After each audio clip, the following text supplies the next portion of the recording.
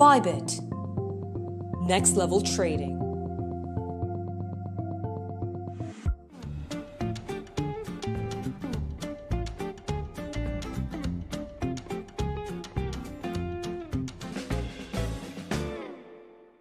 Olá a todos e bem-vindos mais uma vez aqui no canal Rodrigues Digital, no debate descentralizado, sempre trazendo informações para vocês rápidas, dinâmicas e inteligentes, para você, investidor, aprender a navegar nessa transformação e revolução digital que está acontecendo nesse momento.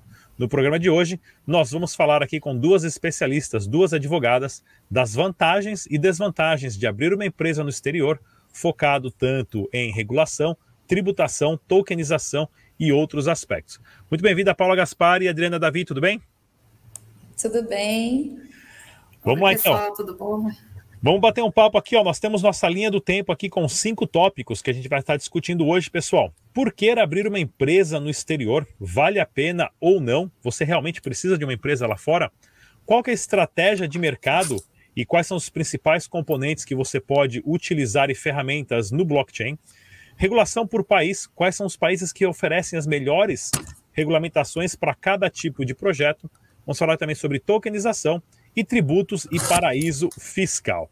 Vamos começar então com você, Paula. Fala um pouquinho para a gente a sua especialidade e por que uma pessoa, uma empresa, um negócio, um serviço deve abrir uma empresa no exterior. Então, boa tarde a todos. Eu sou advogada, trabalho com criptoeconomia já há alguns anos, mais de 5 anos, e eu acredito que essa necessidade de internacionalização das empresas, ela vem muito da necessidade. Eu acho que a gente precisa fazer um estudo de mercado, compreender a atuação da empresa, né, qual é o objetivo da empresa, para poder identificar se é o momento ou não de se fazer essa internacionalização. Muito legal. Adriana, fala pra gente então, qual que são um pouquinho da sua história e também qual que é a sua especialidade. Opa, obrigada aí mais uma vez pelo convite, prazer estar aqui com a colega Paula. O interessante, eu sou advogada, né, no Brasil e em Portugal, e eu estou vendo bastante procura em relação a Portugal, principalmente pelos incentivos fiscais que eles estão dando e pela ausência legal da tributação de criptomoeda no momento, né? Tem aí, vamos falar mais para frente, uma pauta legislativa que ainda não está marcada, então o pessoal está se interessando bastante pelo país para residir, para abrir empresa, então a gente está fazendo bastante startup Visa, então está sendo um momento bem legal aí. Muito legal. Porta de entrada para a Europa, né? Excelente. Paula, fala um pouquinho então hoje, por que uma empresa, você também que está agora focada em El Salvador, por que é uma vantagem para alguma empresa brasileira abrir o seu escritório, abrir o seu projeto de tokenização, oferecer algum tipo de token lá em El Salvador e não no Brasil? Primeiro, pela questão regulatória, né? No Brasil, a gente tem alguns entraves hoje que, dependendo do negócio, a gente não consegue atender tudo que o empresário quer fazer no Brasil, né? Então, acho que esse é um dos principais motivos. A questão do país lá está muito mais avançado em questões regulatórias. Eu acho que ajuda bastante, né? Como a Adriana falou, assim, essas questões também. Em regulação, a parte de tributação também eu acho que é bacana, que também tem um abismo, né, um diferencial que também atrai bastante os empresários, e eu acho que seria mais ou menos por aí. Legal. Adriana, e por que no seu caso, então, Portugal é a opção da vez? Você que está conectada lá, já tem parcerias, escritórios, já tem um negócio em andamento? Isso. Portugal, no momento, está sendo vista, né, pelo pessoal da área, porque não tem na legislação tributária algo que permita tributar a criptomoeda, em especial o ganho de capital. Então, hoje, o que a gente tem? Não é uma isenção, não é um programa, é uma ausência legal. Então, com essa ausência legal, o Estado não pode te cobrar um tributo sobre isso. Aí o pessoal meio que acordou, então tá, tipo, aproveitando. A Ilha da Madeira já tinha sinalizado uma moeda local, e o governo, assim, acordou, né? Então, hoje nós temos assim os dois lados. Temos o pessoal que está interessado em ir para lá, porque é um país pacífico, tem várias outras vantagens, e por outro lado não tem essa tributação. Então, não se sabe quando vai ser efetivado isso, o pessoal está aproveitando, vamos dizer, esse ato legislativo para estabelecer empresas lá, abrir empresas. Portugal está bem interessada na inovação tecnológica, nós temos contato com várias incubadoras. Então, essa parte toda de tecnologia, tal, o pessoal está indo bem focado nisso, porque eles querem abrir para o investidor estrangeiro, né? E não mais só o trabalhador braçal. Portugal está querendo transformar essa visão que o mundo tem dela. Então, está bem interessante esse momento. Eu não sei até quando vai durar, né? Porque hoje nós estamos em 2022, hoje tem essa lacuna, vamos dizer, um limbo jurídico, então não tem mesmo, tá? Pode ser que na próxima legislatura, daqui a um ano ou dois, já tenha tributação em algum sentido, porque a própria União Europeia já sinalizou no sentido de que realmente estão regularizando os países da Europa, a Espanha já tem uma legislação nesse sentido, então por isso que Portugal está se tornando a bola da vez, né? Interessante que você falou da União Europeia, então Portugal pode ter uma lei ali somente para eles, diferente do que a União Europeia está decidindo no momento. É mais ou menos isso, porque já teve tentaram passar na legislatura lá da União Europeia, esses dias não passou um projeto, foi barrado, né? Mas os outros países já têm feito tributação. A Espanha mesmo, acho que foi o último que fez, que sinalizou nesse sentido, já tem aí alguma coisa encaminhada, mas ainda temos Malta, ainda temos a própria Suíça, acho que uma parte da Alemanha, alguns locais ainda estão permitindo, né, esse tipo de operação sem a tributação. Portugal, por enquanto, ainda está nesse bolo, mas logo vai, pela própria filosofia do país, a política deles, né, um país, a Europa toda é bem mais socialista, então eles gostam mesmo de tributar, então logo vai sair alguma coisa nesse sentido. Por enquanto, não temos previsão, né. O Medina andou se manifestou agora em Miami, né, no evento, que ia acabar com a festa e tal, mas por enquanto não tem nada pautado, tem muita lei na frente aí para sair, na parte de nacionalização principalmente, então eles estão, vamos dizer assim, não vai ser para esse ano, creio eu, né? Ótimo, então o pessoal que quer algum tipo de serviço agora tem que acelerar para pegar essa oportunidade que pode acabar, né? Bacana. Sim. Em contrapartida, El Salvador já tem a lei do Bitcoin, então já está um pouco mais avançado nesse sentido, né? As Américas, né? Ótimo, vamos lá então, Paula. Estratégia de mercado. Que tipo de empresa deveria mudar para El Salvador, por exemplo? Por que eles mudariam? Por que é uma vantagem para eles abrir, né, um negócio lá, principalmente agora na época que já tem a lei do Bitcoin em andamento? Exatamente. O que a gente precisa entender? Precisa entender qual é o business da empresa, né? Se quer trabalhar com tokenização, que tipo de tokenização precisa, né? Quer fazer, né?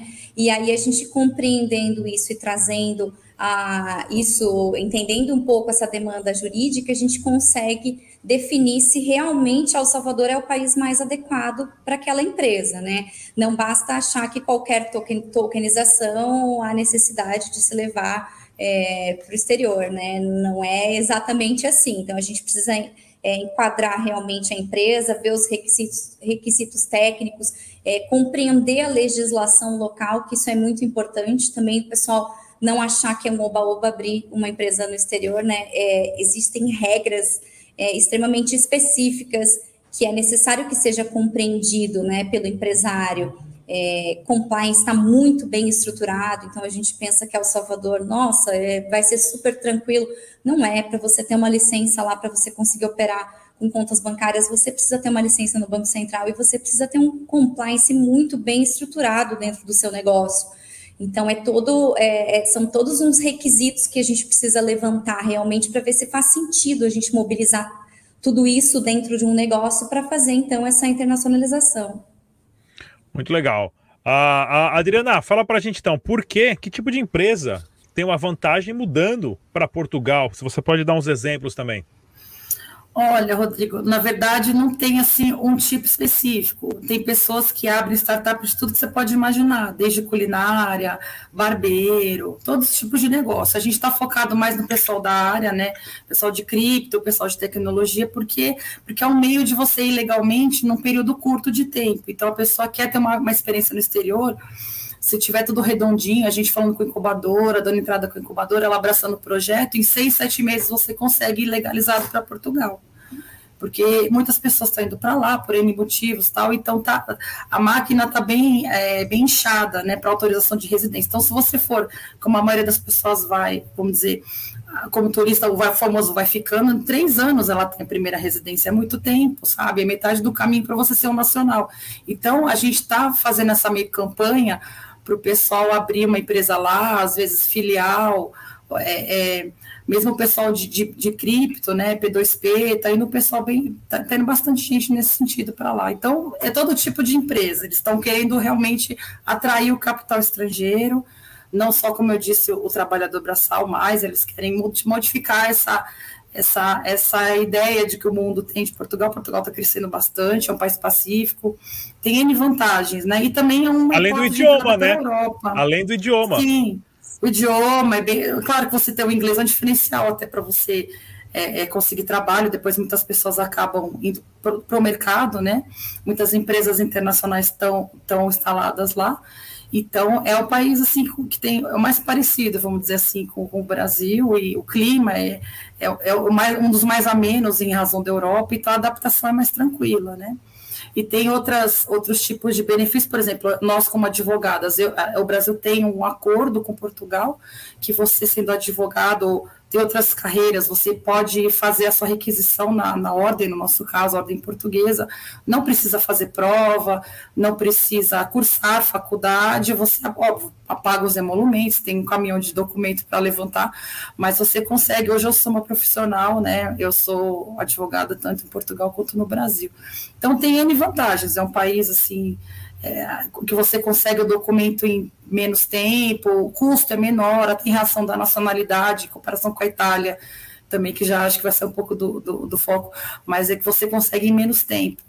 Então, porque é uma porta de entrada. Além de abrir empresa, tem a possibilidade de morar mesmo, não Sim. só ter empresa, mas de toda a família, assim, não, Sim. ótimo. Sim, ótimo. você leva familiar, você pode morar em qualquer país do espaço Schengen, pode trabalhar na Itália, na França, N outras possibilidades, né? É uma porta de entrada mesmo. Assim.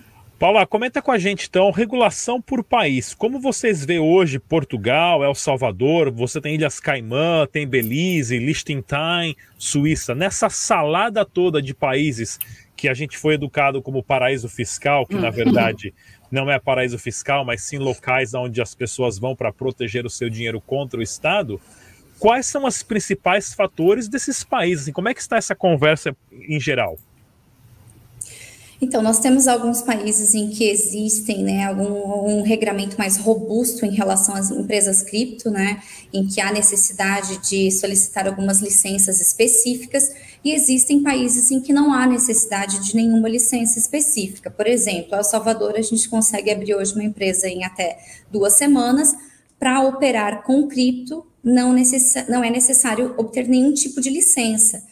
Então, essa licença que eu comentei ali em relação ao Banco Central, caso você queira ter uma conta em banco, né, uma conta aberta da Exchange num banco local, mas não há necessidade nenhuma de nenhuma licença se você não quiser essa conta em banco. Então, há uma diferença. Tem outros países que, dependendo do que você for atuar com criptoativos, né, dependendo da configuração do seu negócio, você precisa de uma licença mais específica, mais robusta. A gente tem a diferença também de valores, né, Adriana? Então, assim, tem países em que a gente vê que, além do processo de abertura ser mais simples, o processo de manutenção dessa empresa anual é muito mais simples, né? Tem países em que há uma série de exigências que acabam se tornando um pouco mais elevado o custo dessa manutenção da empresa, né? Existem exigências mensais específicas que em outros países não existe. Então, por isso que é sempre bom entender o geral, né? O business, o que o regulador daquele país exige, né? e em que formato que se opera de uma maneira que a empresa fique confortável, né? Não abra só por abrir. E existe uma discrepância, né, Adriana, de N formas. Em cada país a gente vê uma coisa bem diferente do outro.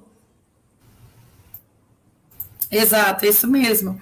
No caso de Portugal, é um país que está com menos exigência, porque o montante que você tem que ter em conta corrente para abrir uma startup são 5.300 euros, ou seja, é o valor que o governo entende, que dá uns 400 e poucos euros mensal, que é relativo a um auxílio previdenciário que tem para a pessoa não morrer de fome, vamos dizer assim.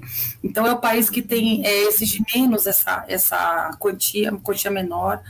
Na verdade, não exige que você more X anos lá. É claro que a preferência é você ficar na comunidade, você permanecer, mas tem uns outros quesitos que você pode se ausentar do país, você não precisa ficar morando lá direto. Então, é bem interessante, até o Thiago, né, meu sócio lá, está fazendo um e-book, né, sobre o assunto, e ele andou pesquisando a Europa toda. Portugal realmente é o mais vantajoso, né, na rapidez do visto, e eles estão mesmo focados nessa parte de tecnologia, tá?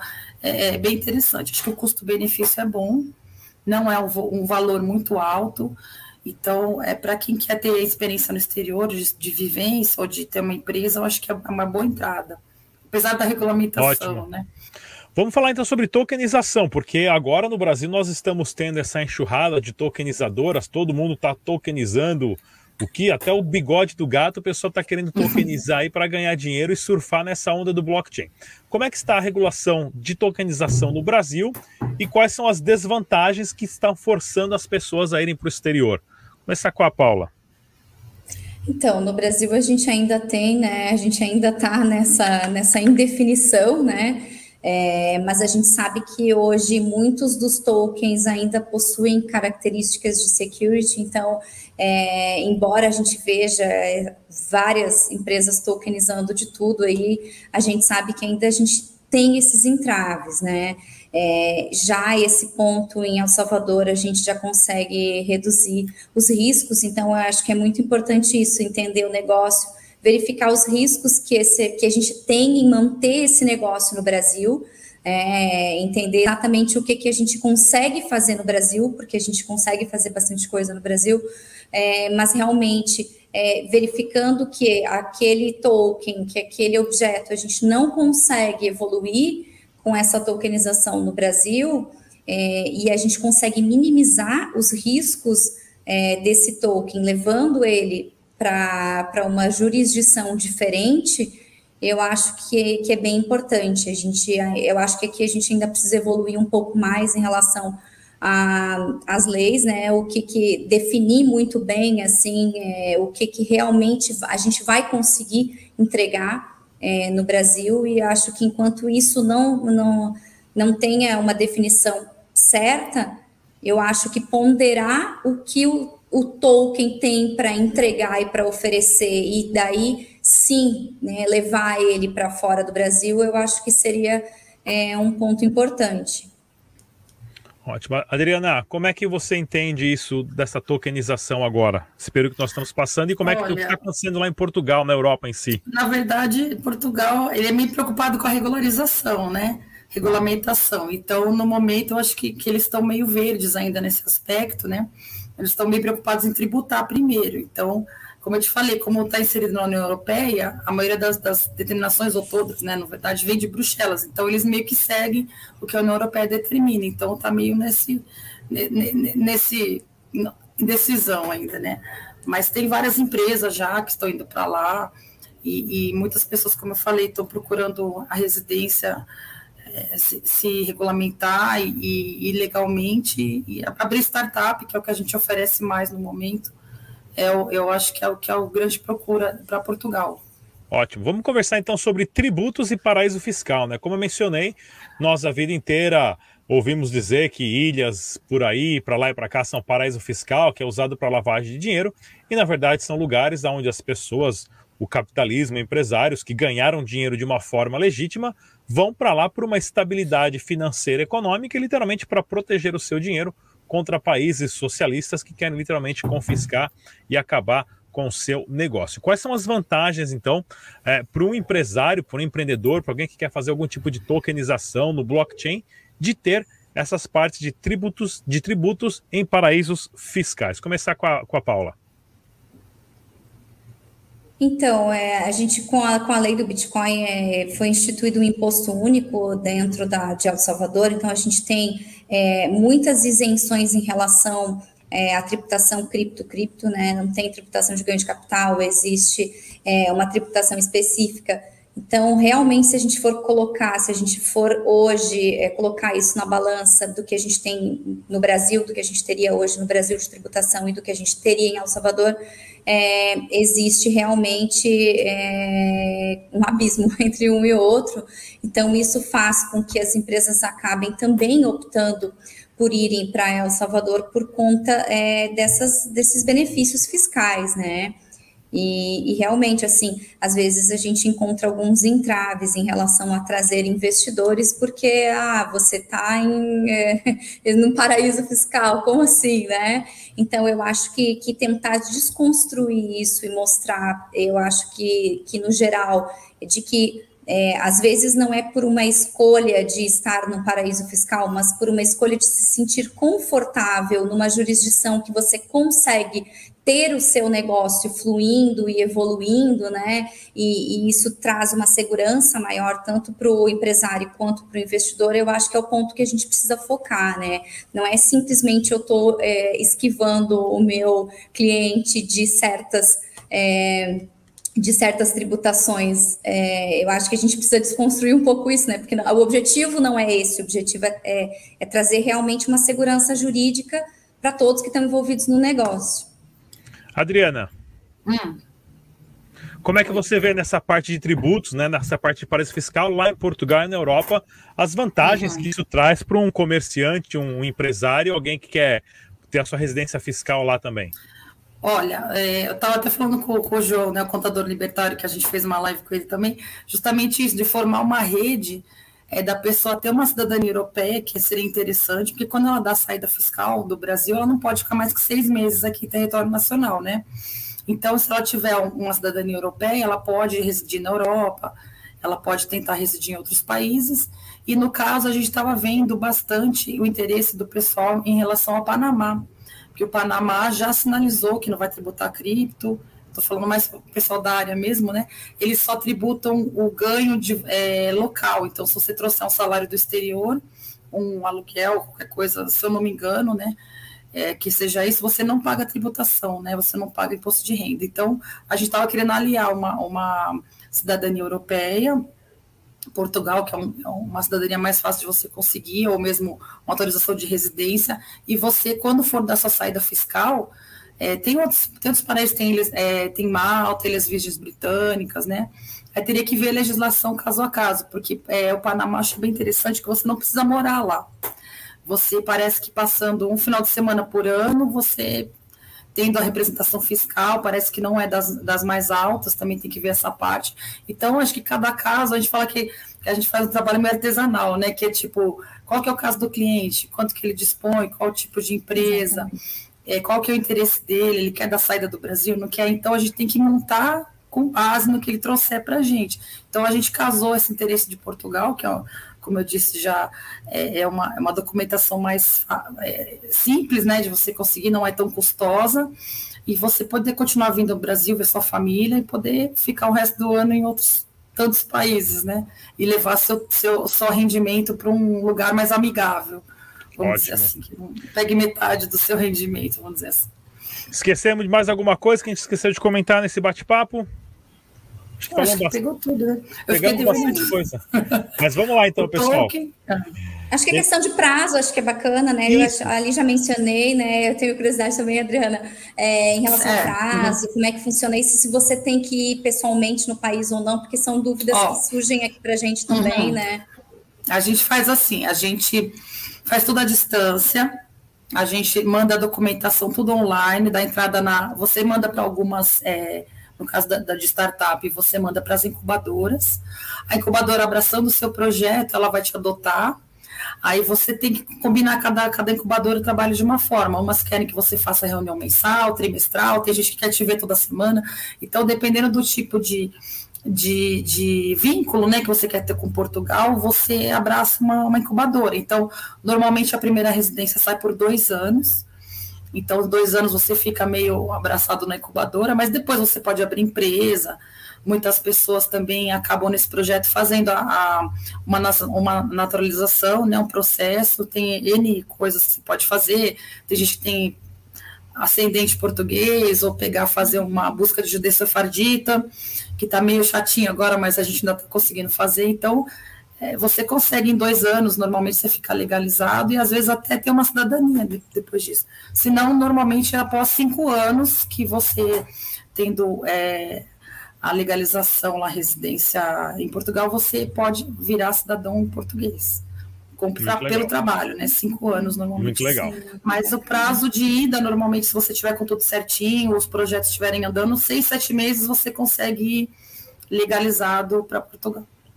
E em El Salvador, Paula, como é que está isso em El Salvador hoje? Em El Salvador já existe esse projeto de lei, né, para nacionalização de quem tem empresa lá. As empresas também são abertas, podem ser abertas também totalmente online, sem a necessidade de deslocamento, né?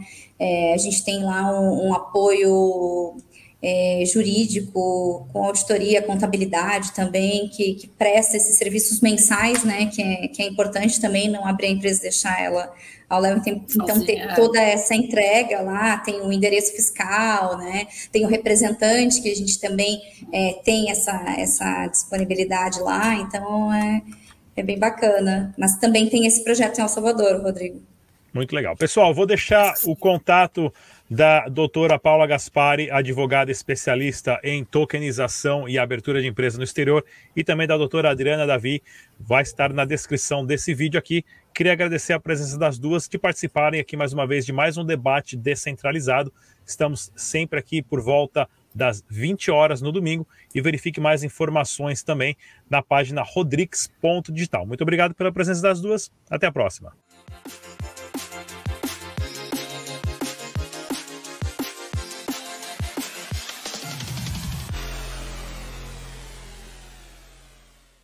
E como sempre, pessoal, deixe suas perguntas, dúvidas, críticas, sugestões e temas para os próximos programas. Eu com a nossa equipe sempre observamos e respondemos os comentários e iniciamos sempre um aprendizado aqui juntamente com vocês, a nossa audiência. Mais uma vez, se inscreva no canal, ative o sininho e a gente se vê no próximo programa.